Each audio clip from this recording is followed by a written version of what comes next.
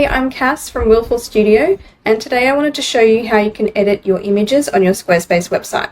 So today we're looking at images in an image block, like this one here, just sitting on the page.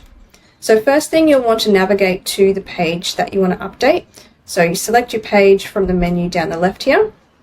Mine's on the home page, and then click on the edit button just up here. So there's two ways that you can edit the image. So one, you can single click and then click on the pencil icon, or you can double click to bring up this option setting here.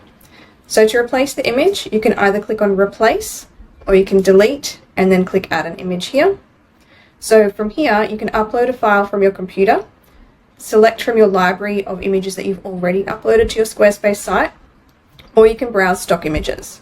Now typically I would not recommend browsing stock images and adding to your site through this way, because the images won't be optimized when you add them to your site. So what I mean by this is generally they're really big, good quality images which are more suitable for, say, backgrounds and large banners.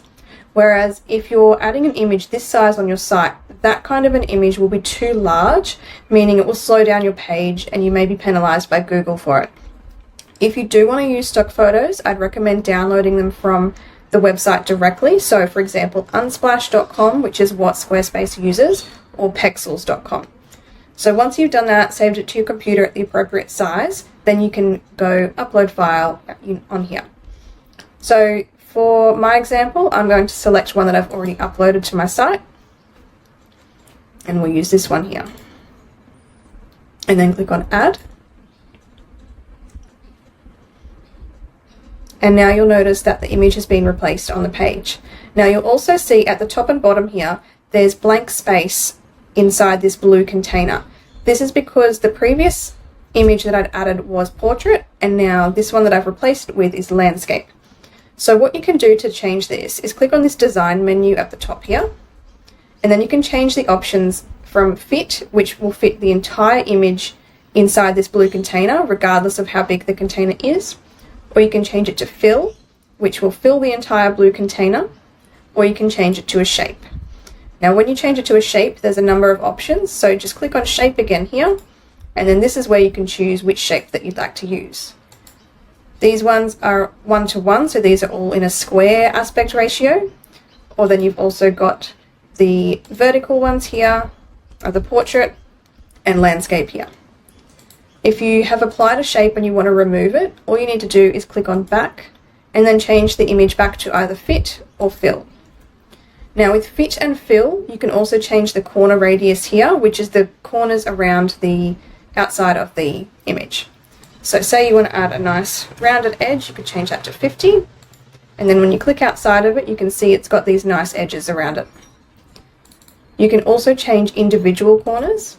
So instead of entering just one number here, which affects every corner, click on this second icon under corner radius, and then you can change them individually. And when you hover over, you'll see which corner that it relates to.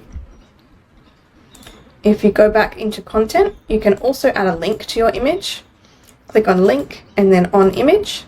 And then in here, you can type your link or select from your current pages. Thing to remember whenever you change images on your site, or text for that matter, is you'll want to double check the mobile view. So at the top right here, click on the mobile view icon, and then you can click on the image and you can resize.